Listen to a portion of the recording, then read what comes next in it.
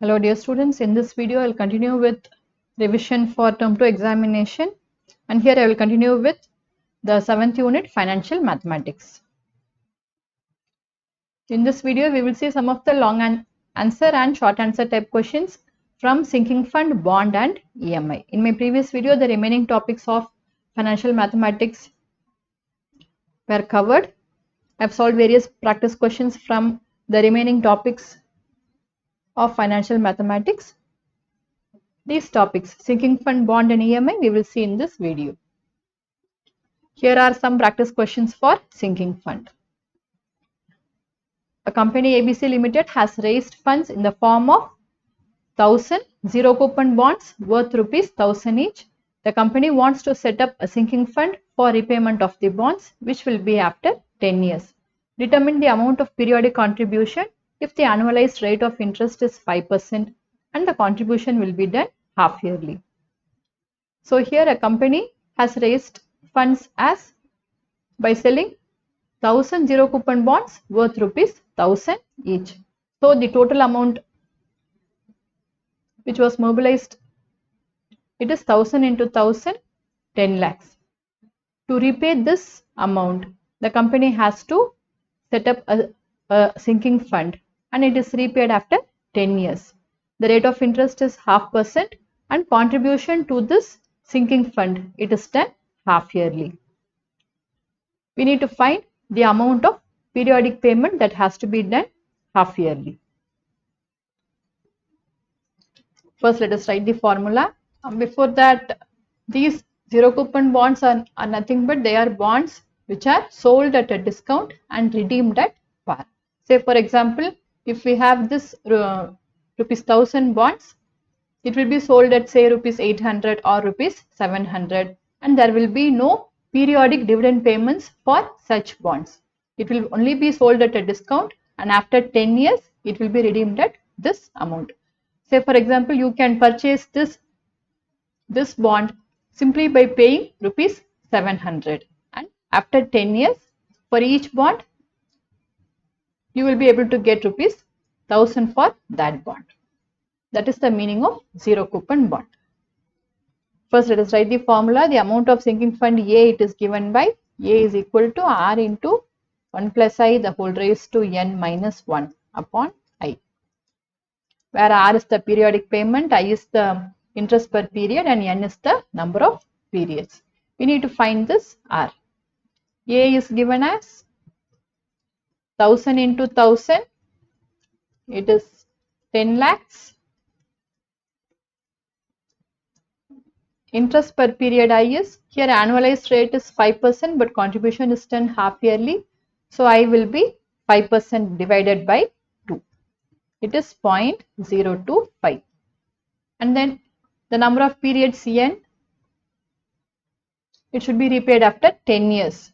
So n will be 10 into 2 equal to 20. Now if we substitute all this in this formula, we will get the answer. This implies 10 lakhs equal to R into 1 plus 0.025 the whole raised to 20 minus 1 upon 0.025. When we take 0.025 to the other side, we get 25,000 equal to R into 1.025 the whole raised to 20 is given as 1.6386. 1.6386 minus 1. So from this we get R is equal to 25,000 upon 0.6386. Now this when we simplify, we get it as rupees 39,148. So the periodic contribution, half yearly contribution is rupees 39,148. If this is done for 10 years, then the company will be able to mobilize an amount of rupees 10 lakhs. Therefore, R is equal to rupees 39,148.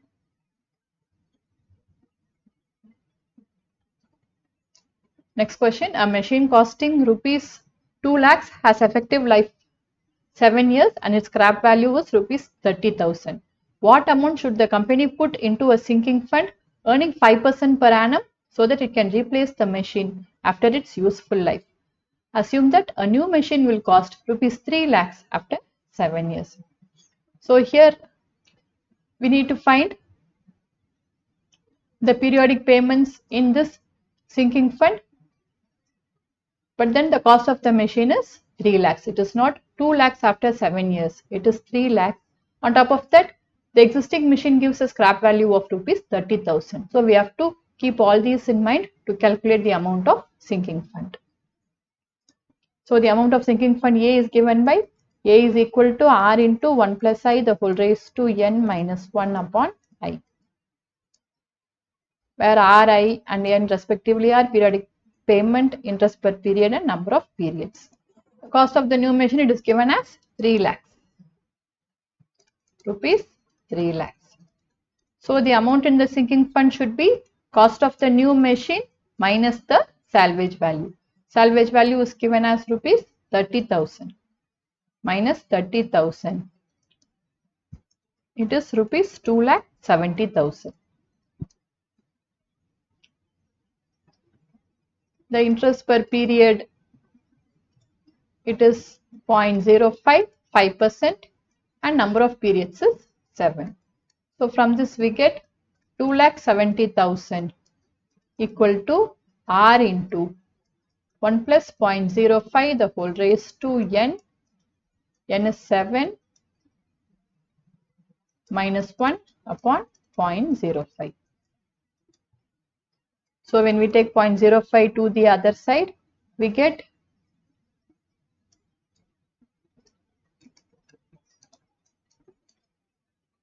13,500 equal to R into 1 plus 0.5 the whole raised to 7 is 1.407. 1.407 minus 1.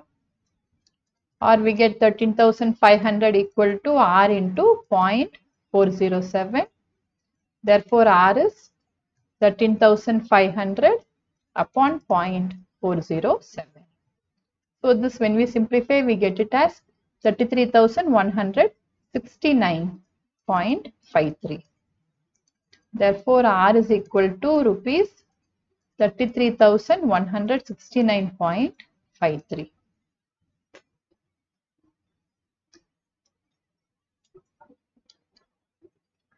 So far we have seen sinking fund where the contributions are made at the end of each period. Here we will see a sum where contributions to the fund are made at the beginning of every year. A company establishes a sinking fund to provide for payment of rupees 2,50,000 debt maturing in 4 years. Contributions to the fund are made at the beginning of every year. Find the amount of annual deposit if the interest is 18% per annum. So here this is the amount and here the contributions are made at the beginning of every year. Interest is 18% per annum. Using all these, we have to find the periodic contribution. So here the amount in the sinking fund A, it is given by A is equal to R into S at an angle N plus 1 for I rate per period minus 1. This is equal to R into 1 plus I the whole raised to N plus 1 minus 1 upon I. There is 1 minus 1 here, that should be written. You should not forget that. Where R is the periodic payment, I is the interest per period and N is the number of periods. So here A is given rupees 2,50,000.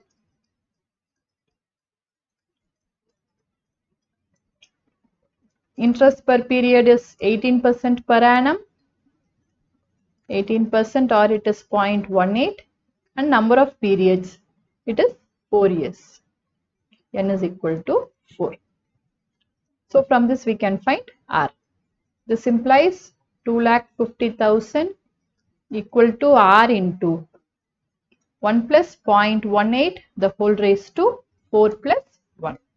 Here we have to use this formula. It is 1 plus 0.18 the whole raised to 4 plus 1 minus 1 upon 0.18 minus 1. So we get 2,50,000 is equal to R into this 1.18. It is 1.18 the whole raised to 5 minus 1 upon 0.18 minus 1. Or it is R into 1.18 the whole raised to 5 is 2.228. 288 minus 1 upon 0.18 minus 1. So it is R into 1.288 upon 0.18 minus 1. Now this when we simplify, we get it as 7.155. So it is R into 6.155. 2,50,000 equal to this much. So from this we can find R.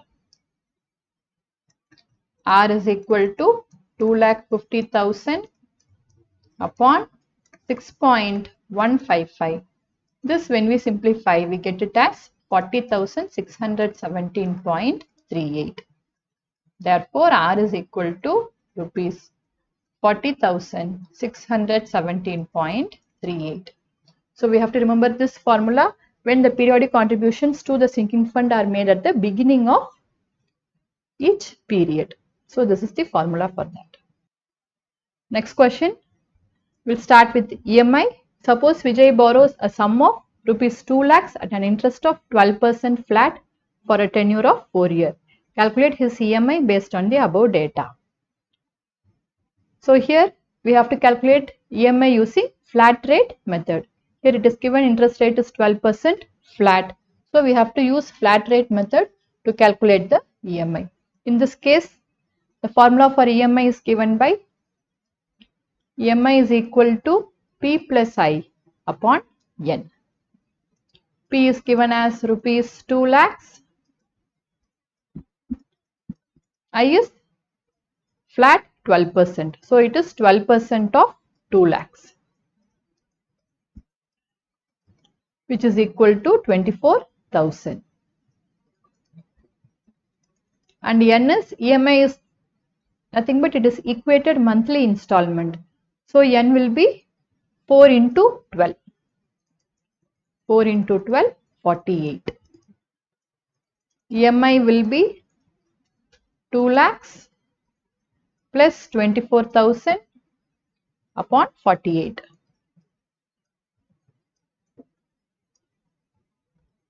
It is 2,24,000 divided by 48. This we get it as 4,666.67. Therefore, EMI equal to approximately rupees 4,667. So this is the EMI. This is the formula for EMI using flat rate method, and this is the EMI amount. Next question. Rajesh purchased a house from a company for rupees 25 lakhs and made a down payment of rupees 5 lakhs. He repays the balance in 25 years by monthly installments at the rate of 9% per annum, compounded monthly.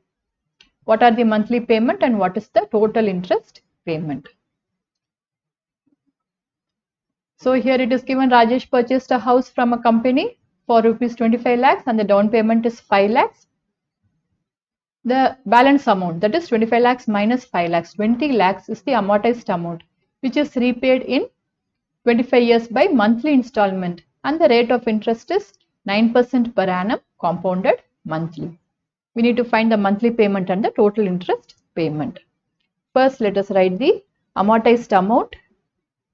P is equal to cost of the house minus cash down payment. So it is equal to 25 lakhs minus 5 lakhs, which is equal to rupees 20 lakhs. So the amount for which loan has been obtained is rupees 20 lakhs. And next we have I is 9% per annum, compounded monthly. So it is 9% by 12. It is 0.09 by 12. which is 0.0075.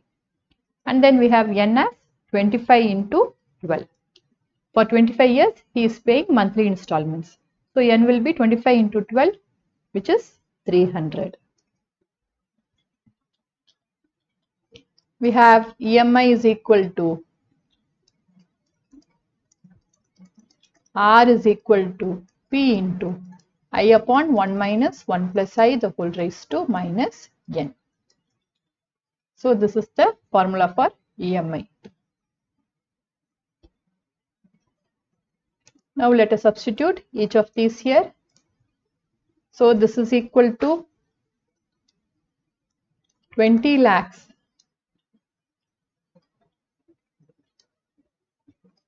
into I is 0.0075 upon 1 minus 1 plus 0.0075 the whole raised to minus N is 300. So 20 lakhs into 0.0075 it is 15,000 upon 1 minus 1 plus 0.0075 the whole raised to 300 is 0.1062. So this is 15,000 upon 0.8938. This when we divide, we get it as approximately equal to 16,782.27. Therefore, we get EMI is equal to rupees 16,782.27. So this is the EMI. Next we have total interest paid. Total interest paid is given by N into R minus P. Here N is 300, R we got it as this amount 16,782.27 minus P is 20 lakhs. This when we multiply we get it as 50 lakhs 34,681 minus 20 lakhs. So the interest paid is rupees 30 lakhs 34,681. So for a loan of 20 lakhs, the interest paid is 30 lakhs 34,681. So this much is the total interest paid. Next question. A person amortizes a loan of rupees 15 lakhs for renovation of his house by 8 years mortgage at the rate of 12% per annum compounded monthly. Find the equated monthly installment, the principal outstanding at the beginning of 40th month, the interest paid in the 40th month. So here it is given the amortized amount is 15 lakhs and the period is for 8 years and rate of interest is 12% per annum compounded monthly. We need to find the EMI, then principal outstanding at the beginning of 40th month and interest paid in 40th month. So let us write amortized amount P is equal to rupees 15 lakhs and then we have I is equal to 12% per annum. So the rate per period will be 12% divided by 12. It is 0.12 by 12 or 0.01. This is the first subdivision, finding EMI. And N will be 8 into 12, 96. So EMI is given by R is equal to P into I upon 1 minus 1 plus I the whole raised to minus N. P is 15 lakhs into I is 0.01 upon 1 minus 1 plus 0.01 the whole raised to minus 96. So 15 lakhs into 0.01, it is 15,000 upon 1 minus 1.01 the whole raised to minus 96 is given as 0.3847. So this is 15,000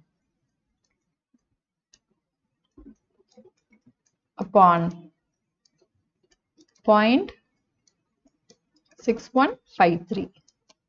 This when we simplify, we get it as 24,378.35.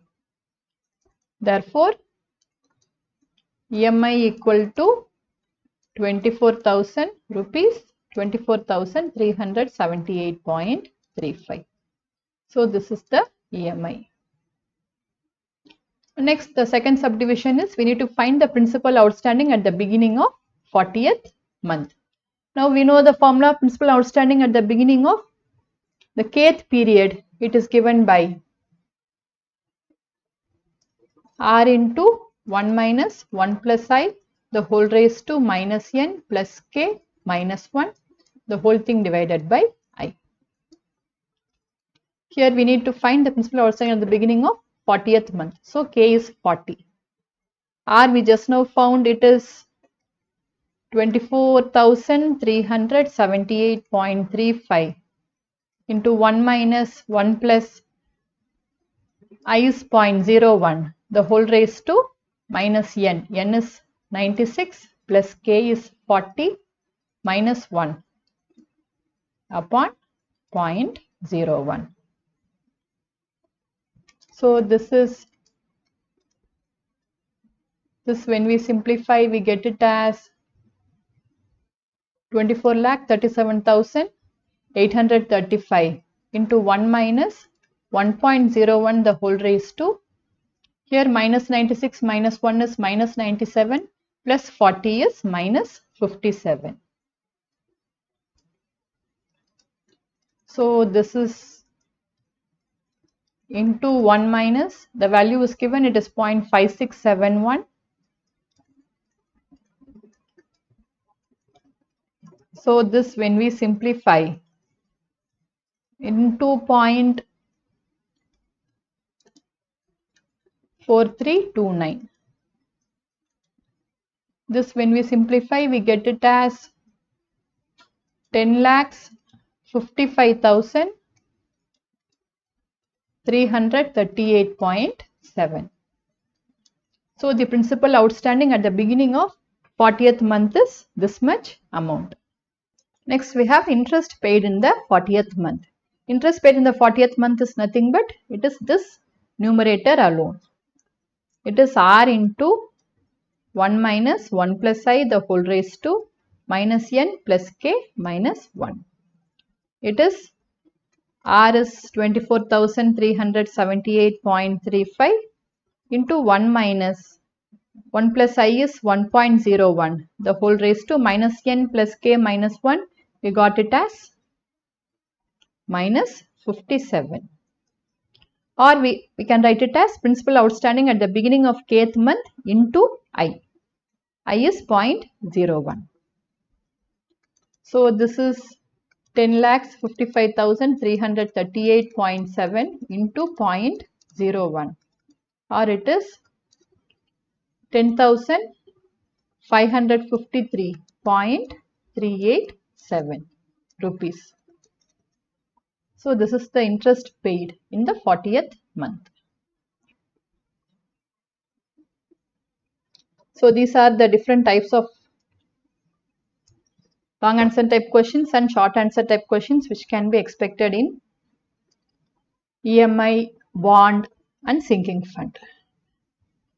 Additional questions I have solved in my previous revision videos. The links are available in the description. You can refer to the links. It is important that you practice all the questions from the CBSE Handbook, both exercise questions and example questions. It will be very helpful for you.